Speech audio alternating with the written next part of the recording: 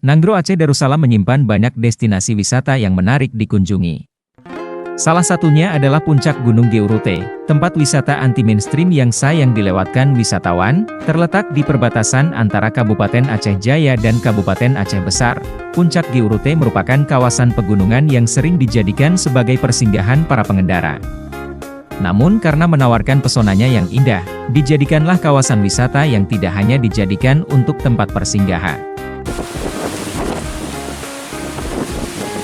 Tak hanya disajikan pemandangan alam saja, di sana pun kamu akan melihat dua pulau kecil yang tidak berpenghuni. Biasanya pulau itu hanya disinggahi oleh para nelayan yang mencari ikan di laut. Adapun nama pulau tersebut adalah Pulau Klueng dan Pulau Tsunami. Tak hanya menikmati secangkir kopi dan menikmati alamnya saja, di puncak ini kamu akan menjumpai kera hitam yang hidup di pohon-pohon sekitar area tersebut.